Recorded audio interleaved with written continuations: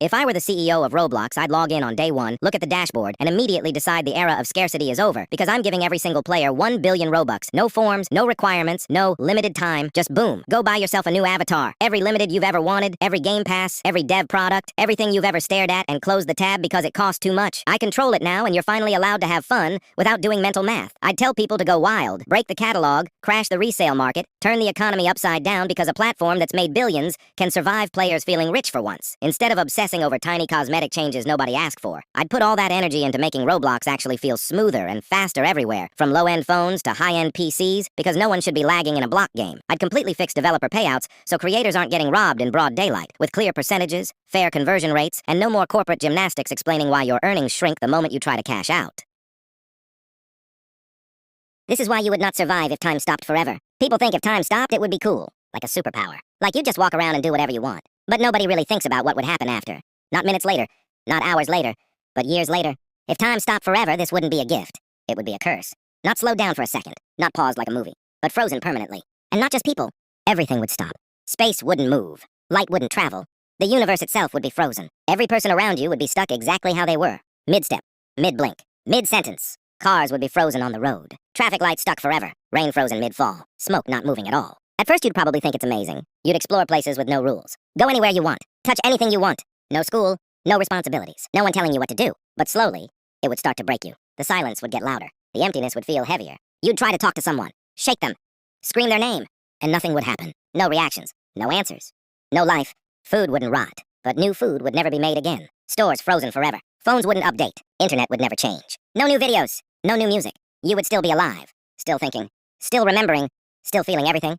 And that's the worst part. Day after day. Thought after thought. The loneliness would grow. Until eventually, you wouldn't die from danger. You wouldn't die from hunger. You would die from loneliness. And the scariest part of all, you'd never know if time would ever start again. Or if this moment is all you get. One person. One frozen world. Forever. That's why you would not survive if time stopped forever. Since you all love the new All My Fellas trend, I'm doing it only with my subscribers. Like and subscribe and comment your username to get picked next. I just want to say, all my fellas, all my fellas, all my fellas, all my fellas.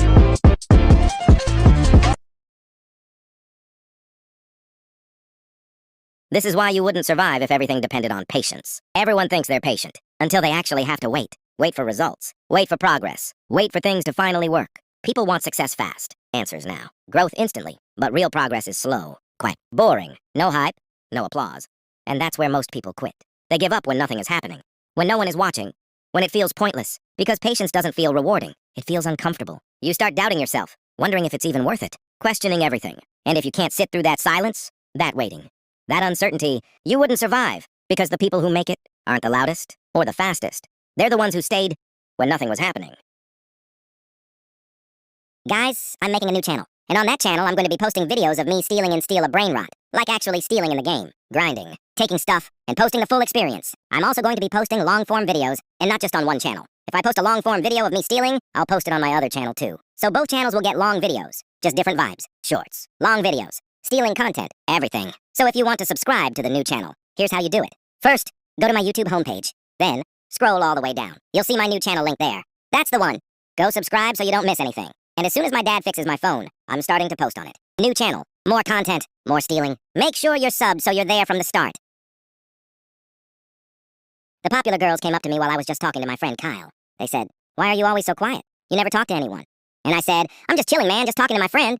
Then they laughed like I had said something weird. One of them said, "You're so awkward I don't even understand you sometimes." And I said, "Okay, fine, whatever, it's not like I care about your opinion." Then another one said, "Do you even have friends, or do you just stand here alone all day?" And I said, "Yeah, I have friends, I just don't need to show off like you guys." They looked at each other and started giggling like I had said something embarrassing. One of them said, "I literally never see you talk in class or anywhere." And I said, "That's because I don't need to talk to prove anything to anyone." Then they all said, "Wow, okay, he's seriously so awkward and weird." People walking by started staring at us like it was some kind of show. I could feel my face getting hot and my hands shaking like I wanted to disappear. They said, "We're just joking, don't take it so seriously." And I said, "I'm not mad. It just gets annoying." Then one of them said, "You're literally the most awkward guy in this school." I didn't say anything back and just tried to walk away. While they were doing all this, my friend Kyle grabbed my arm and said, "Yo, bro, let's just go, don't mind him." They held me back because I was already heated. My heart was pounding and my head was racing. The bell finally rang and saved me from all of them. They walked away laughing like it was nothing, but I stood there thinking about everything they said, and I told myself, if they do this again tomorrow, something has to change. I'm tired of letting people walk all over me. I don't want problems, but I won't keep letting it happen either. School shouldn't feel like this every single day. And tomorrow, I'm not staying quiet anymore, Ayuke. And with that, the 2025 season comes to an end. Good night. And when I'm back in Chicago, I feel it. Another version of me.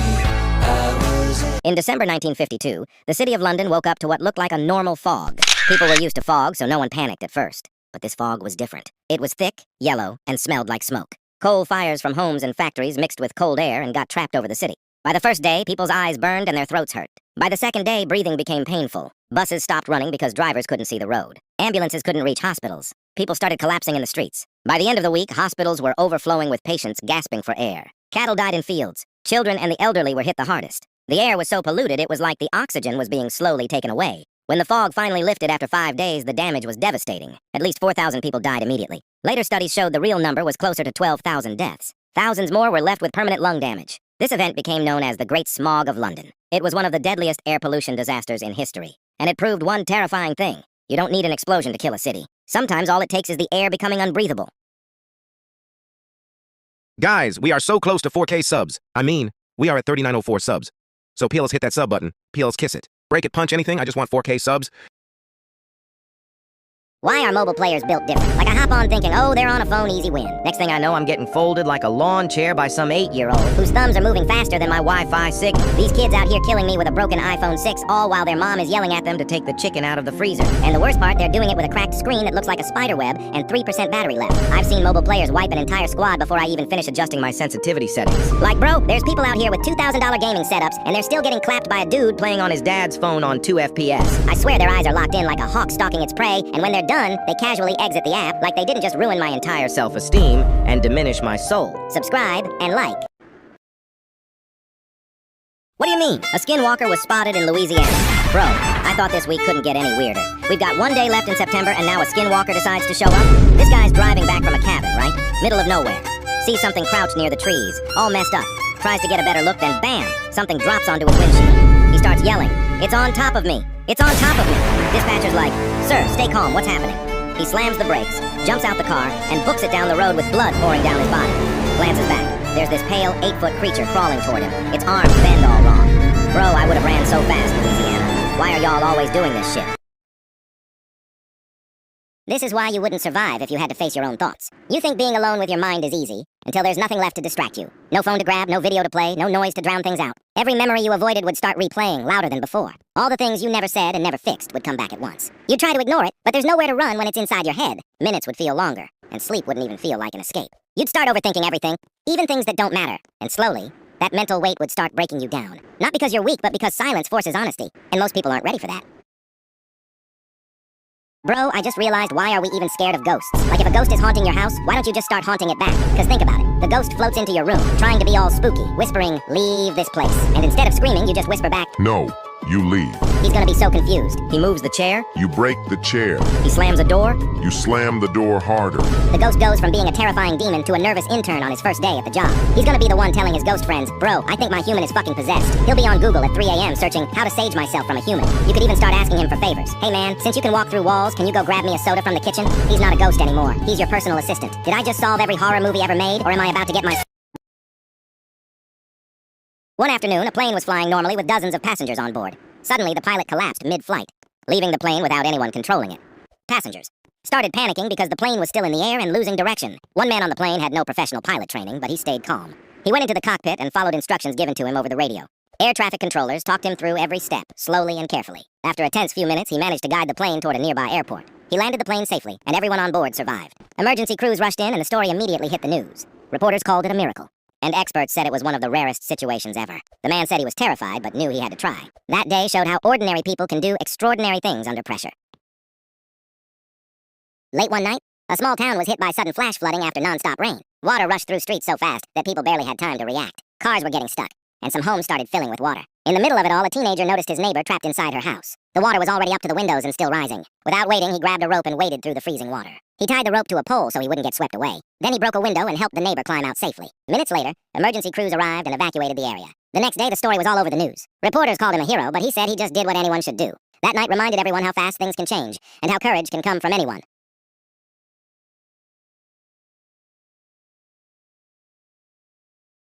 One morning, a school bus was driving like any normal day, full of kids heading to school. Suddenly, the bus driver passed out while the bus was still moving. The bus started drifting across the road, and none of the kids knew what to do. But one student noticed something was wrong and didn't panic. He ran to the front of the bus as fast as he could. He grabbed the steering wheel and slowly guided the bus to the side of the road. Then he pressed the brake and brought the bus to a full stop. Everyone on the bus was safe, and no one was hurt. When the police and paramedics arrived, they couldn't believe what the kid had done. The story went viral on the news, and people called him a hero. He said he was just trying to help and didn't think about being famous. That day proved that even regular kids can do incredible things when it matters most.